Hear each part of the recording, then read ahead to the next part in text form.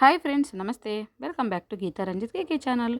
Blouse కుట్టించిన తర్వాత ఇలాంటి చిన్న చిన్న పీసెస్ కూడా మిగులుతాయి. మరి ఆ చిన్న పీసెస్ని మనం ఎంత చక్కగా ఉపయోగించుకోవచ్చో చూడండి. నెక్స్ట్ వచ్చేసి నేను ఇక్కడ 2 కలర్స్ను తీసుకుంటున్నాను అనమాట. ఇంకొకటి పింక్ కలరు. ఇలా నా దగ్గర అయితే మామూలుగా బ్లౌజ్ పీసే, ఇది యూస్ చేయట్లేదు అనమాట. సో అలాగే ఉంది. లేదంటే చిన్న పీసులైనా కూడా మీ దగ్గర ఉంటే తీసుకోవచ్చు. ఇప్పుడు మనం కట్ చేసే అన్ని క్లాత్ పీసులు కూడా ఒకే మెజర్ ఉండేలాగా నేను ఒక చిన్న ప్లేట్ని తీసుకొని ఇక్కడ క్లాత్ మీద పెట్టేసి ఇలా డ్రా చేసుకుంటున్నాను. అదే మెజర్ ప్రకారం మనము రౌండ్స్ను కట్ చేసుకోవాలన్నమాట.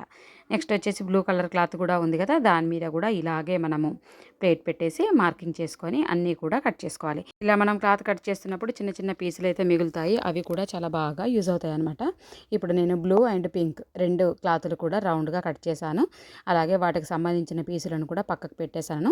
మరి వీటిని ఎంత చక్కగా ఉపయోగించుకోవచ్చో మీరు వీడియో అంతా స్కిప్ చేయకుండా ఎండ్ వరకు చక్కగా చూడండి. ఇప్పుడు వచ్చేసి ఒక రౌండ్ పీస్ని అయితే తీసుకొని మనం కట్ చేసినట్టుగా వచ్చినటువంటి ఈ చిన్న పీసులు ఉన్నాయి కదా, వీటిని మనం చక్కగా ఫోల్డ్ చేసుకొని ఆ రౌండ్ క్లాత్ మధ్యలో పెట్టేసుకొని ఈ విధంగా మనము తిప్పుకోవాలి. ఇలా తిప్పిన తర్వాత మనకు మ్యాచింగ్ అయ్యేటువంటి కలర్ థ్రెడ్ని తీసుకొని చక్కగా ఈ పోట్లీకి పై భాగం ఉంది కదా, దాన్నంతా కూడా ఇలా మనము చుట్టేసుకొని ముడి వేసుకోవాలన్నమాట. చక్కగా మీరు పూలదండ అల్లేటప్పుడు ఎలా ముడి వేస్తారో అదే విధంగా ముడి వేసుకోండి. 4-5 సార్లు మనం దారంని అయితే తప్పకుండా తిప్పుకొని ముడులు వేసుకుంటే నాట్ అనేది చక్కగా పడి మనకు ఊడిపోకుండా ఉంటుందన్నమాట. ఇలా మీరు పింక్ కట్ చేసినటువంటి పింక్ రౌండ్స్ని అలాగే బ్లూ రౌండ్స్ని అన్నింటినీ కూడా ఇదే విధంగా ప్రిపేర్ చేయండి.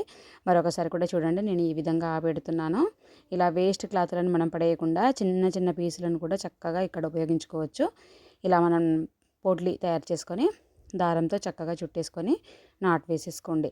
నాట్ ఎన్నిసార్లు వేస్తే అంత స్ట్రాంగ్ అయితే ఉంటుందన్నమాట.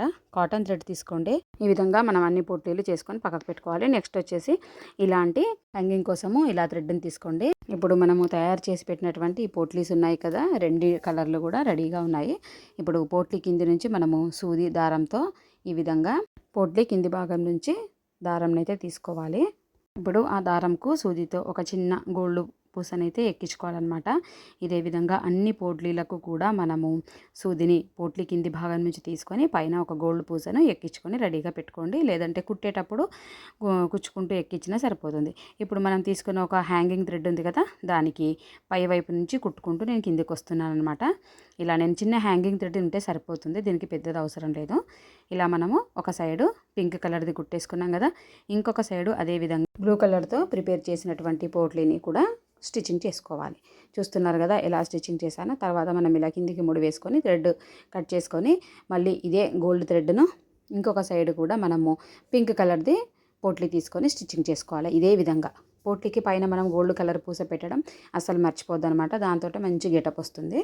చూసారు కదా ఎలా స్టిచ్చింగ్ చేస్తున్నాను. ఇలా మనం తీసుకున్నటువంటి హ్యాంగింగ్ థ్రెడ్ మధ్యలో నుంచి మనం తీసుకుంటూ అన్నీ కూడా చక్కగా ముడులు వేసుకుంటూ స్టిచ్చింగ్ చేసుకోవాలి. ఒకటి బ్లూ కలర్, ఒకటి పింక్ కలర్, అలా కింది వరకు ఎన్నైనా పెట్టుకోవచ్చు పోట్లీలు, మన ఇష్టం అనమాట. ఇప్పుడు వచ్చేసి నేను అన్ని స్టిచ్చింగ్ చేసిన తర్వాత చూడండి ఎంత బాగుందో. నెక్స్ట్ దీన్ని పక్కకు పెట్టేసుకొని నెక్స్ట్ ఇంకొక రౌండ్ క్లాత్ని తీసుకొని దాంట్లో కూడా ఎక్స్ట్రా క్లాత్ అంతా పెట్టుకొని మనం కొంచెం పెద్దగా ఇలా పోట్లీని అయితే ప్రిపేర్ చేసుకోవాలి. కానీ కిందికి మాత్రం క్లాత్ ఉండదు. జస్ట్ ఇట్లా రౌండ్ బాల్ లాగా ప్రిపేర్ చేసుకొని పైన అంతా కూడా గోల్డ్ కలర్తో మనం ఈ రకంగా అంతా ముడులు వేస్తూ గోల్డ్ కలర్ థ్రెడ్ని అయితే ఆ బాల్కి అంతా కూడా చుట్టేసుకోవాలి. మనము అంతా చుట్టిన తర్వాత చూడండి బాల్ అనేది మంచిగా కనిపిస్తుంది. మనం ఎన్ని ముడులు వేస్తే అంత స్టిఫ్గా స్టాండర్డ్గా అయితే ఉంటుందన్నమాట. చక్కగా హ్యాంగింగ్ బాల్ ప్రిపేర్ అయిపోయింది. చూసారు కదా ఎంత బాగుందో. మనం ఇట్లా సూది దారంతో ముడి వేసుకోవచ్చు. నెక్స్ట్ వచ్చేసి పైన ఇలా గోల్డ్ కలర్ గొట్టం లాంటి పూసని ఎక్కించుకున్నాను. పైన వచ్చేసి అన్నీ కూడా రౌండ్ పూసలు పెడుతున్నాను అనమాట. చూడండి ఇలా మనము రౌండ్ బాల్ను తయారు చేసుకున్నాం కదా. ఇప్పుడు పోట్లీలన్నీ కుట్టినటువంటి హ్యాంగింగ్ ఉంది కదా, దానికి కింది వైపున మనము ఈ బాల్ని కుట్టేసుకోవాలి. ఇలా రౌండ్ బాల్ మనము దీనికి స్టిచ్చింగ్ చేయడం వల్ల మరింత అందమైతే కనిపిస్తుంది. ఇప్పుడు మనము బ్లౌజ్కి వేసుకోవడానికి హ్యాంగింగ్ అయితే అంతా కంప్లీట్ అయిపోయింది. చూడ్డానికి ఎంత బాగా కనిపిస్తుంది. మనము శారీ బ్లౌజ్కి అయితే చక్కగా ఇలా హ్యాంగ్ చేసుకోవచ్చు అనమాట. ఇలాంటిదే నేను ఇంకొక హ్యాంగింగ్ని కూడా తయారు చేశాను. చూడండి రెండింటిని కూడా మనం ఇలా చేసేసి పైన ఉన్నటువంటి హ్యాంగింగ్ థ్రెడ్ను ఈ రకంగా మనం ఫోల్డ్ చేసుకోవాలి.